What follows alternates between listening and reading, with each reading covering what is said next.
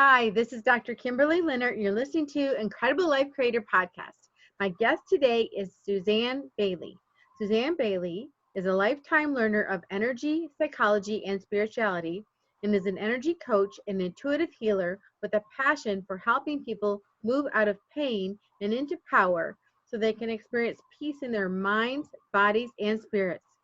She is a Reiki master and is certified in Healing Beyond Borders, Awakening Dynamics, and Light Bridge, a technique that uses the theta brainwave state to shift beliefs and remove trauma responses from the mind.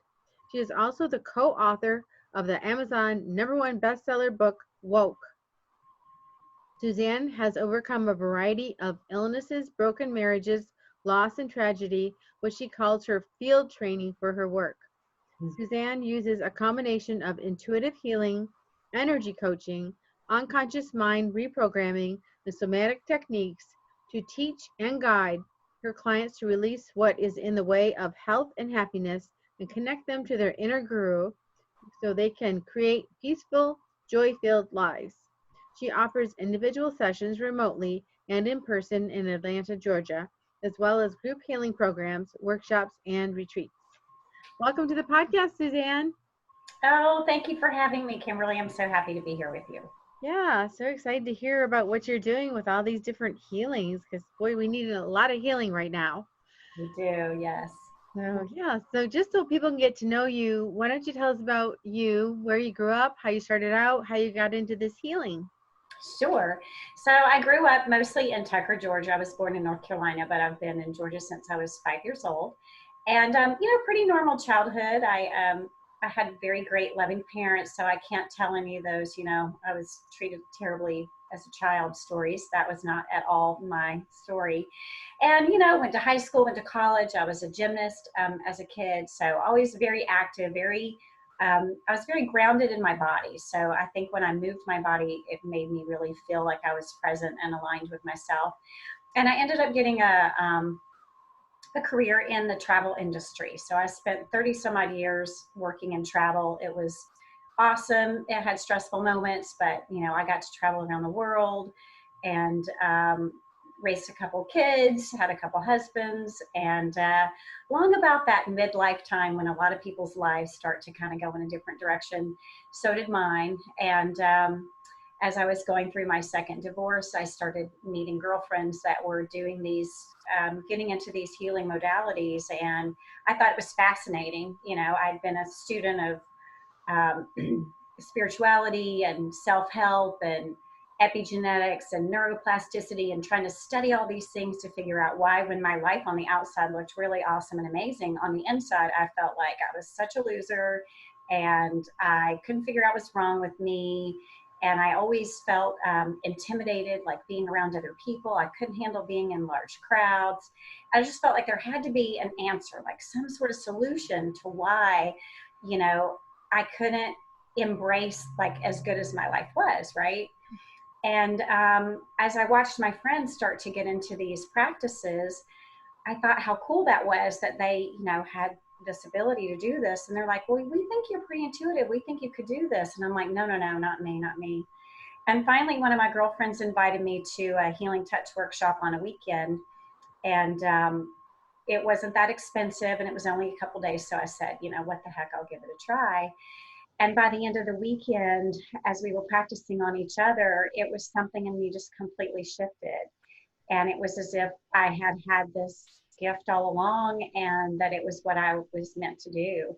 So it took a couple of years of more training, more convincing from my friends, more, following God's breadcrumbs, so to speak, for everything to fall into place. And then eventually to be able to no longer became an option, right? It became not something I want to do, not something I'm going to train to do, not something I'm going to set out to create for myself, but a calling that you just can't walk away from. So that's how I got here. Beautiful.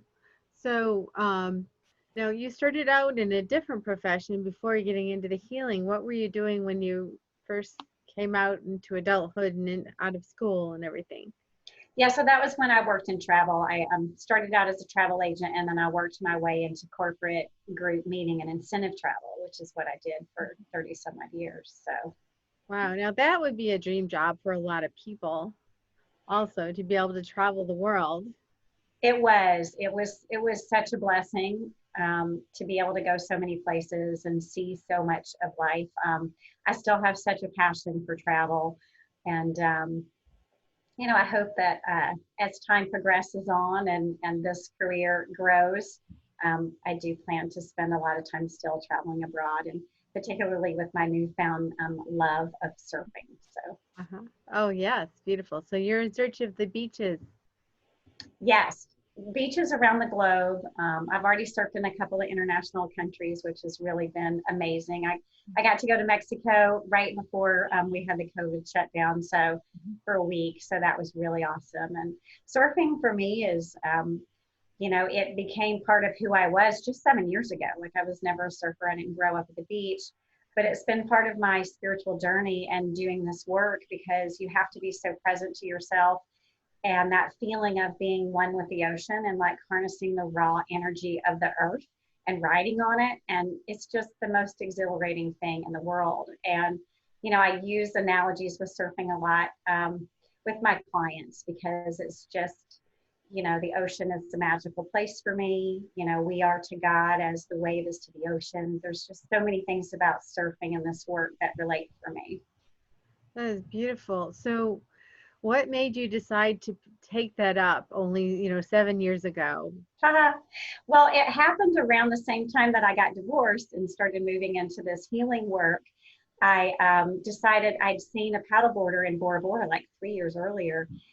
And as I was trying to figure out who I was going to be on the other side of a 23-year marriage, I knew that there was a part of me that could just sink into being this mousy person that was too afraid to do anything.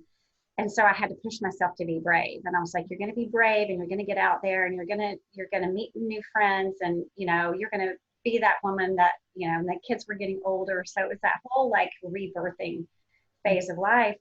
And so I decided I wanted to learn to paddleboard. I had, been, like I said, a gymnast. And so I thought I'd be good at it with the balance and everything. Mm-hmm. So I grabbed a couple friends and we went up to Blue Ridge of all places and did this like sunset paddle instruction thing.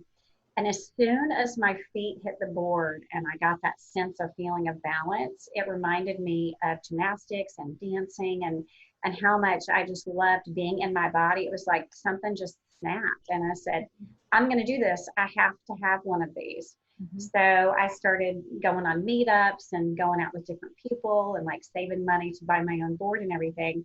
And then through that, I met people that lived in Georgia that were landlocked surfers. And so they were paddling on the lakes just to stay in shape for whenever they could go to the beach and surf. I was like, I'm fine. I'm just super happy to be paddling. I don't need to go in the ocean. It's kind of scary, sharks and everything. But they talked me into going on vacation with them. And so I took a really bold chance and I went on vacation with a dozen people that I didn't know. I knew one girl a little bit, got in the car with a guy I'd never met before. My friends and my family thought I'd lost my mind. And I said, you know what? I'm going to be on vacation. I have this time. I might as well just go. And if I don't like it, I'll be the photographer and everybody will like me. And the night before, I was terrified. I was like, what are you doing? You're being so crazy right now. And everybody turned out to be so nice. And when I caught my first wave, it was just magical. And from that moment, like I've just been hooked. So. Oh, that is beautiful. Now, talk a little bit about taking a risk. What is the benefit of taking a risk? Because it looked like it paid off for you. Yeah, it definitely did. I think that I heard somebody say, I think it was Joe Dispenza the other day, that our brain is just constantly wired to keep us safe. And so if you're constantly wired to stay safe, anytime you do something new and different, there's going to be an element of fear involved. Mm-hmm. And I think that at that point in my life, my fear of like disappearing or, becoming a hermit and, not really, there was such a part of me that wanted to make up for lost time, all the years that I wasn't living my truth and I wasn't living fully present as myself, mm-hmm. that I had that drive to like push myself. And I think because I had been a gymnast, and you know, you have to be a little bit of a risk taker to be in that sport in the first place, right? So I think for me, I was able to tap into that part of me that used to just make me go do crazy things on a 4-inch piece of wood, you know, and I like brought that girl out to allow me to have the courage to go do these things. And, you know, anytime we go against fear, you know, as long as it's something that is a goal or something that we're trying to propel ourselves in a forward direction, there's always benefit to it, because the fear is really just in your own mind, right? I mean, as long as it's not something, you know, crazy. There's so many things that we can accomplish by saying, you know what, I feel afraid, but I'm going to do this anyway because it's going to benefit me. And on the other side, there's going to be something magical waiting for me. And I have to stand there, honestly, almost every single time I go surfing. A few weeks ago, we went when there was the storm down in Florida and the waves were pretty big. And I had to stand there and say, you've done this dozens of times, you know what you're doing. It's going to be fine. Like, just if you go out there and you get over the fear, you're going to ride these great waves and it's going to be amazing. But I still every time have to remind myself that the fun is on the other side of the fear of paddling out in the big waves. Wonderful. So do you have any beaches on your bucket list? Oh, yes, I do. I actually haven't surfed in Costa Rica yet, even though I've been there a couple of times. I want to go to Portugal. I want to go to Morocco.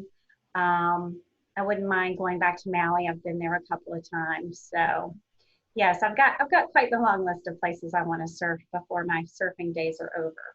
Well, that is so exciting that you took that up, and it's really adding to your life. I could just see it in your face because you're glowing. Yeah. Talking about it. So what an amazing thing. And then you use that when you're actually working with clients then. So what are you doing with clients? You mean Yeah. how does a session go basically? Yeah, like what kind of things do people come to you for, and how do you help them? You know, I think my clients right now run from 16 to 65, and everything from overcoming trauma, stress, and anxiety, pre and post surgery trauma. You know, I've worked with some people that need to support someone going into surgery, and then I've also worked with people that are on the other side of surgery, people that have anxiety about tests around, medical conditions and whatever. So I think the common thread between all of the clients that I work with is finding out what are they thinking or what do they believe that is keeping them from letting their bodies heal themselves.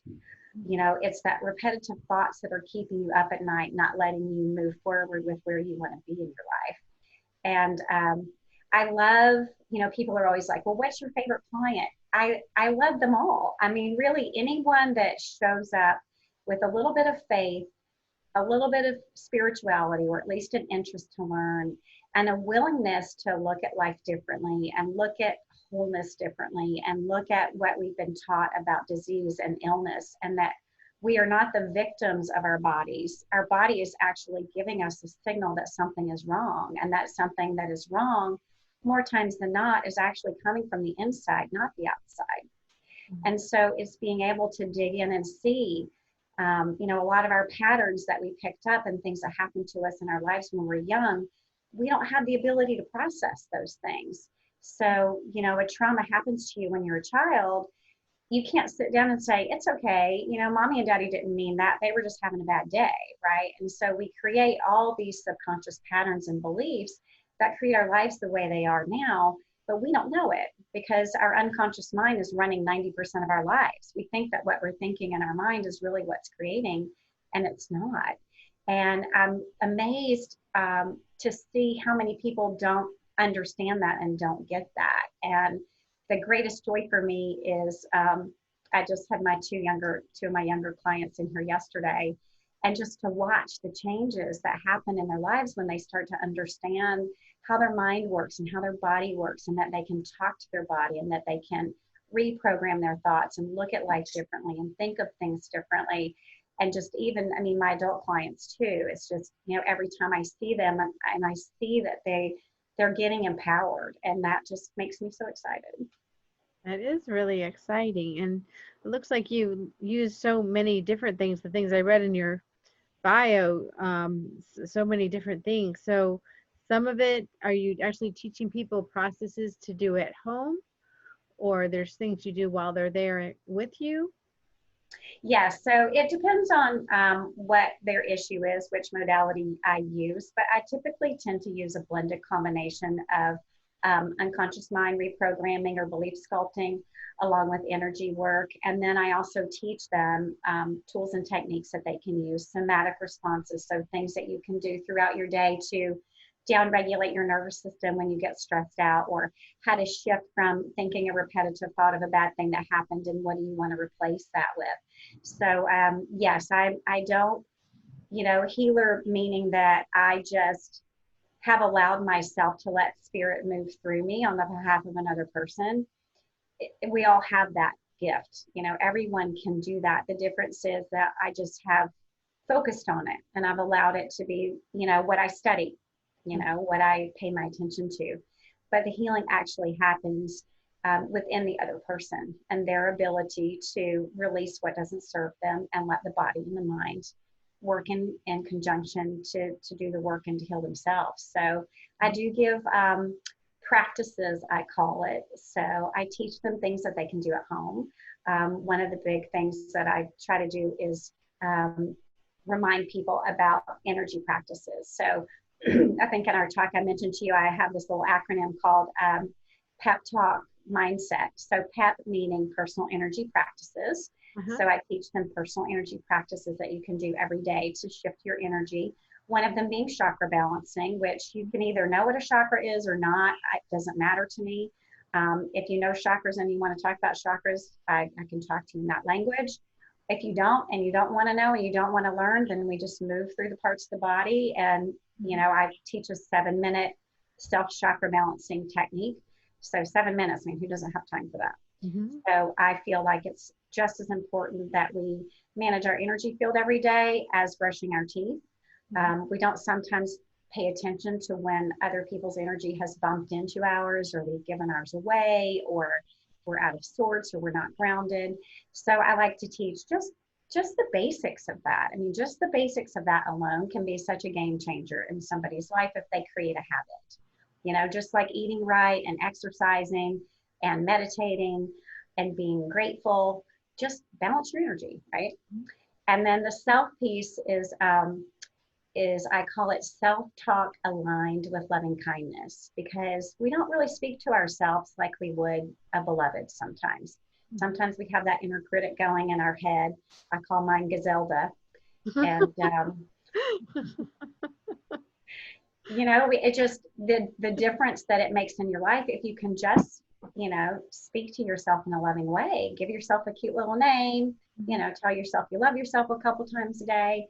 Not big deal stuff. And it can make all the difference in the world than walking around, telling yourself how dumb and stupid you are, which I used to do a ton of that. And then the mindset piece, we've already talked about that a little bit. And that's just starting to understand, how the mind works, the conscious mind and the subconscious mind. And, it's kind of like we really don't pay that much attention to it.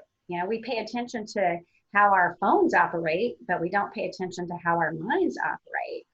And I think it's super important. So I just try to, hit the tip of the iceberg at least. And I have some clients that go really, really deep into all of this. And this stuff is so amazing and fascinating to me. The human body is the most complicated thing in existence. And there's so much to learn, about the mind and the body and the spirit and the connection. I'm certain I'm going to be a lifelong student.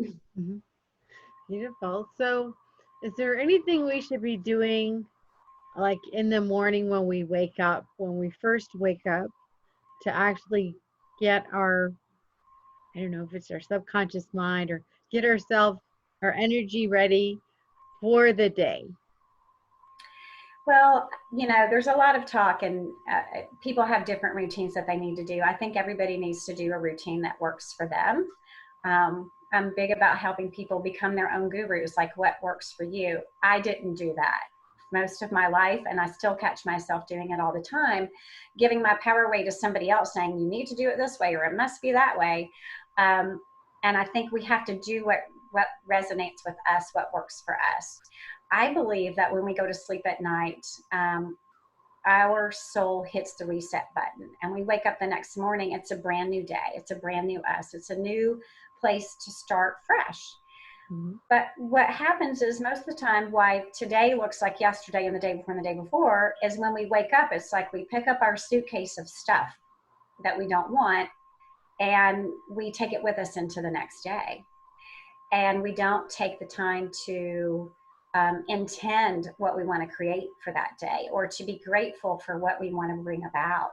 I mean, we really do live in a creative universe, and our mind really will create, you know, whatever it is we want it to do. It's like the genie, you know, your wish is my command. What do you want? But if you wake up and it's like, oh, I'm going to work again, and my kids are bugging me, and my marriage isn't, you know, if you're like constantly churning in that, mm-hmm. then you're just creating more churning in that. So I think it's a matter of setting your intention for the day, however that looks. So, you know, personally, I'll tell you what my practice is. I meditate for 20 minutes every morning. Mm-hmm. I have a little book that I do a little gratitude journal, like what am I grateful for? What do I want to create today? What are some of my affirmations for the day? Mm-hmm. And then at the end of the day, you know, you go through and you say, how did I do today? You know, mm-hmm. What did I accomplish what I set out to do? And then you just sort of create getting in that forward momentum, you know, of your life. Mm-hmm. And really for me, like the energy balance piece of it, like I feel like when I wake up most of the time, my chakras are balanced, my energy is refreshed. It's as you start to go through the day that things start to wane a little bit, you know, and then you start to drift back into your old habits and belief patterns. And so I like to actually do my chakra balancing at lunchtime. Or sometimes I'll even take a nap or do another meditation at lunch to keep myself kind of on track. Mm-hmm. Probably where I'm still falling short a little bit is the nighttime routine. You know, you get tired at the end of the day and watching TV or doing dishes or whatever. So that's where I'm working on is my nighttime routine, so that I'm preparing myself for sleep. I'm setting my intention for what I want my mind to like chew on in the night, right? So that when I wake up the next morning, a lot of times I get intuitive hits when I wake up. Mm-hmm. So the better job I do of putting myself to bed, so to speak, then the more information I get in the morning. And then if I wake up and I've got 2 or 3 fresh ideas, like you could ask my girlfriends, I'll be pinging them. It's like, I got a message that you need to do blah, blah, blah. And, you know, the more of that I can create, then the more I'm moving myself in a more forward direction, mm-hmm. getting new information, getting new ideas of things that I want to do or things that I want to create. And then it's just coming to me. It's not like I'm having to sit down and figure it out. I've just got information in the morning and then I'm ready to go. Mm-hmm. Beautiful. So now you have a course coming up. I want to make sure I say the name of it right. Is it BladderUp? Talk about that. So this is an issue that women have that a lot of times, you know, women don't want to talk about it. But it's a huge, big issue. So why don't you talk about it and what how you can help people? Yeah, so I'll tell you quickly too. It's funny how it came about. So I was working with a client, and she was a tennis player, and I was working with her on some, you know, other issues. She was having some PTSD from surgery, actually. And so she was like, well, when I go to hit the racket, a little bit of pee comes out. Like, is that something you can help me with? And I was like, well, I don't know. I'll try. So then after we did about 2 sessions, it had completely gone away.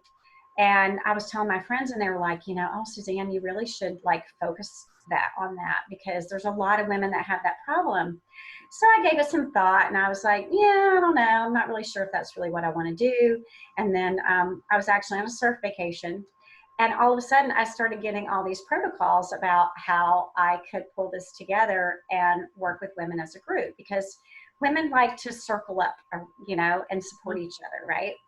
So I just, every morning I woke up and I got another piece and another piece and another piece. And by the time I came back from this vacation, I'd put together what I thought was a really cool protocol about how I could help women in groups, you know, overcome this problem.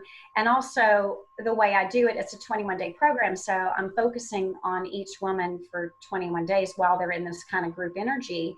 And so it's more consistently working on the problem a little bit every day than just, you know, coming for a week here and a week there kind of a process. So that's sort of how it came about. So first of all, she planted the idea, and then the protocol came to me without me having to do much work. So I was like, okay, this must be what God's calling me to do, is this program. Sounds kind of crazy, but I'm going to give it a go. So I called in some friends and friends of friends that I knew to do the program, and they loved it. They thought it was great. You know, they got some great success with it.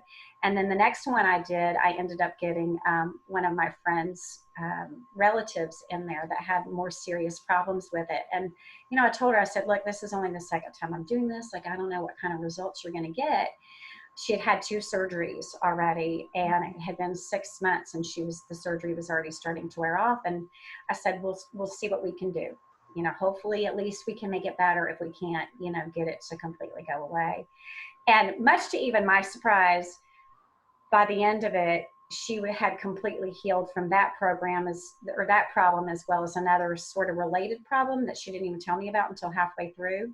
That by the time we got to her final session, we ended up working on something completely different, because she was like, well, it's not a problem anymore, so what are we going to talk about? Mm-hmm. So I think now it's interesting, because the very reason why women struggle to even talk about it or admit that it's a problem has to do with shame and embarrassment. Mm-hmm. Well, shame is actually one of the emotions that's related to it being a problem in the first place. Mm-hmm. So kind of interesting. And it's actually, I think I saw a statistic the other day that 2.2 million women suffer with this problem. So I was at a networking event recently, and someone came up to me and said, oh, are you the bladder lady? And I was like, oh, I guess I am. I didn't really set out to be that. It's not like I sat down and like said, okay, what's my micro niche going to be? You know, let me work on this. But I figured, you know, if it came to me with ease and grace, then it must be what God wants me to do. So here I am. Well, it's really needed. And I know there's a lot of women that suffer with that issue. So yeah, really glad that you actually found a solution. It's pretty serious when people are going for surgery and it's not working. Yes. And it's a completely energetic mindset program. So there's no Kegels, there's no tools, there's no products. It's just strictly working with the energy of it, and mostly removing, you know, the blocks to it. I mean, it could be traumas that happened to you when you were younger. I am finding that a lot of women with this problem actually have had some sort of sexual abuse of some kind. That comes into play. So then we kind of have to work through that as well. But yeah, it's 21 days, and it starts on September 10th. I've got a free call coming up about it next week on the 26th of August at 7 o'clock. So, and then I'll do a Facebook Live in September about it. So. Okay, great. We'll make sure and put all that in the show notes so that people can remember that. Yes. So, talk about 5D movies. How can we use 5D movies to change things in our lives? Oh my gosh, that's one of my favorite things. This is a big tool that I use with my clients. And, you know, we all hear like visualization and imagine yourself that, you know, that you're in the situation that you want to be in. Well, I use it 2 ways. So one, you can use it to visualize something you want to create. But if you know, if I have clients that are really in a tough spot and they're in a lot of pain, emotional or physical, and they're really, really suffering, then I'll take them to like a past memory of a place they've been that they loved, or some sort of fun experience that they had that just takes them to that place of joy where they can just get down regulated. And, you know, basically it's just taking that memory or that future visualization and then running it through all of your senses. Mm-hmm. So our mind actually can't tell the difference between something that's actually happening in a movie. Like I remember my mom, she used to like to watch me watch movies, because whatever was happening in the movie, I would respond to it like I was there, and she thought that was fascinating. Mm-hmm. Sure sign of where my future was going to go, right? But we actually all do that. You know, you watch a scary movie, you get scared. So it's the same sort of principle, only you're giving your mind what you want it to create, so that it's pulling in something that you want to be true. So you basically, you know, breathe and get into a meditative state, and then you see it in your mind's eye the thing that you want to see, and then you hear the sounds that you would hear. and you smell, like, what does it smell like? And if you can't think of a smell, then just, imagine one, but you want to get, all of your senses involved in it. And then taste, which taste for me when I'm doing it is kind of sometimes hard. It's like if you're walking on the beach and you're imagining walking on the beach, okay, well, what's the taste in your mouth? Well, maybe you're drinking, a glass of wine, or you're sipping on a soda or whatever, just something that sort of gets all of those senses going. And then it makes that either memory or visualization more real. And then feeling, like, what are you feeling? Do you feel your sand, the sand between your toes, or, the wind on your face or whatever? And so I will help them create these 5D movies, as I call them, so that they can use them whenever they feel stressed or anxious. Then they remember to, to go to their movie and sort of play that, and, let that be soothing. It's a great thing to do before you go to bed too. Yeah. Yeah. So is that what you would have them do if they actually got into a negative emotion or started, sometimes you're having a fine day, but then all of a sudden you feel bad. You don't know why you feel bad, but you just, like, the monkey mind starts saying things, or something just stimulated you, and all of a sudden things are negative. What kind of tools can people use? Yeah, so the very first one that I usually teach everyone is what I call a power word. So you pick a word that means something to you, or that when you say that word, it starts to pull you out of wherever you are. But then when I work with them, I use the theta brainwave state and train that word into their mind. And then through some breathing techniques and practices that they do, I actually learned it from a hypnotherapist that I was seeing a few years ago, that through that breath work, that when you start to breathe and then you say that word and you practice it, then you basically train your mind that when you take a breath in and you say that word to yourself, then you can actually down regulate yourself out of a stressful, nervous situation. So it's a powerful tool. It has to be practiced. You basically have to train yourself, and I have my word that I use. And then I also use declaration statements. So I use those in my BladderUp program as well. So statements of things that you want to be true. And then we, through the theta brainwave state, we entrain those using a somatic response, which is doing something with your body, some sort of emotion or place, like put your hands together, touch your heart, something that when you do it with your body and you're saying the statement in your mind, then your mind knows what you mean, because you've moved your body in a certain way that you're basically communicating with yourself to calm down, to go to this place, to know that this is my truth. Like, all my cells are well. Like, if someone's sick, like that, they may choose that to be, their statement that they say. And then they'll do something with their body, and then they'll practice that. And then it basically, you can kind of like pull yourself out of, like you said, that place that you don't want to be. And then the 5D movies are also the other way. Okay, beautiful. Now, you wrote a book called Woke. Yes, I actually co-authored it with 19 other women that are on spiritual journey. They found my website and they just reached out to me, and it's basically about our story of our journey to awakening, basically. So my chapter is called "What Surfing Got to Do with It."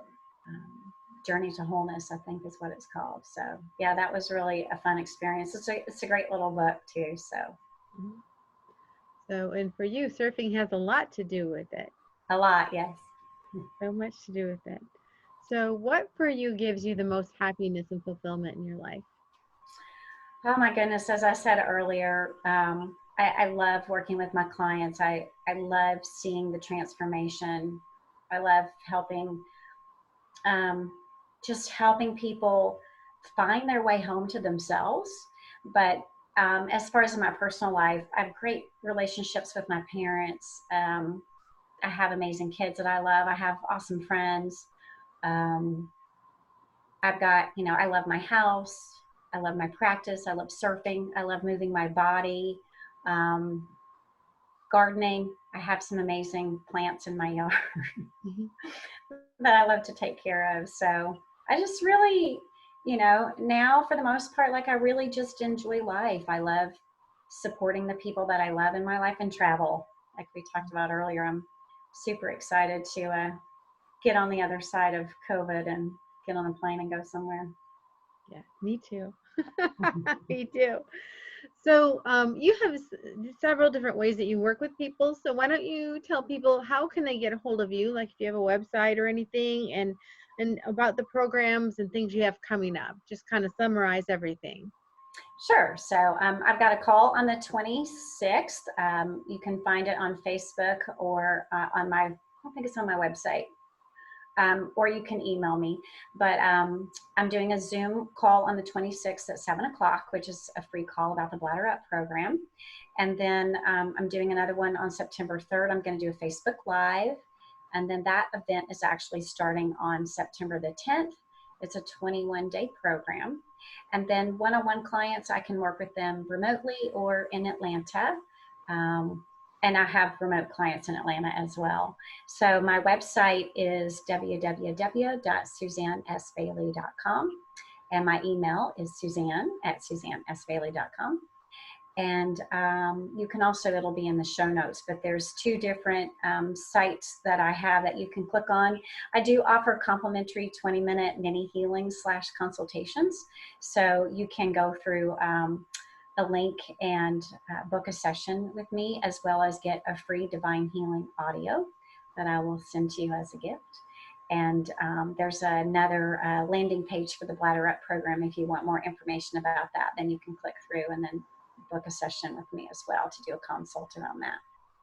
All right. Well, thank you so much. And thanks so much for being on the podcast today. And it's my pleasure. Thank you for having me. Yeah. So I have one last question before we get off. Sure. What is your best advice on creating an incredible, amazing life? You know, I had this conversation with somebody today, and I think the number one thing is alignment. And alignment to me means being in the flow, being in the zone. I think we give so much of our power away to other people, showing us how to do things, you know, even doctors. I mean, doctors definitely play an important role, but I think, you know, sometimes we don't listen to our own inner wisdom. And so if you're in alignment, then, you know, there's so much great information out there, but it might not be your great information, right? It might not be the thing that's going to guide you to your healing. It might not be the thing that's going to light you up and make your life be on fire. And, you know, it's like if I'd listened to everybody that was afraid for me to go on that surf trip, like, wow, what would my life look like now if I had listened to fear instead of my higher calling that said, no, go, you know? And so however, you can find your alignment, you know, that place where you know that you are one with your higher self and source, and you know that whatever you're choosing in that moment, like, forget about everybody else's opinion. This might look crazy to you, but this is what source, my higher self, is calling me to do. So I think that's really important. And the other thing is to, we didn't talk about this earlier, but feeling our feelings, you know, and the emotions, I hate to call them negative because they're there for a reason. But I think we numb out the feelings that we feel like we shouldn't feel. The sadness, the disappointment, the hurt, the loneliness. And, you know, honestly, if we can learn, and I do this with my clients too, learn to sit and feel the feelings, you're not going to die. You're actually going to release them. That's why they're called emotions. They're supposed to be energy in motion, but we don't move them. And I think if we can really learn to separate the story from the feeling and the emotion, and just say, even sometimes if you just give your permission to say, you know what, I feel sad about this. You know, let me just sit with this sadness for a minute.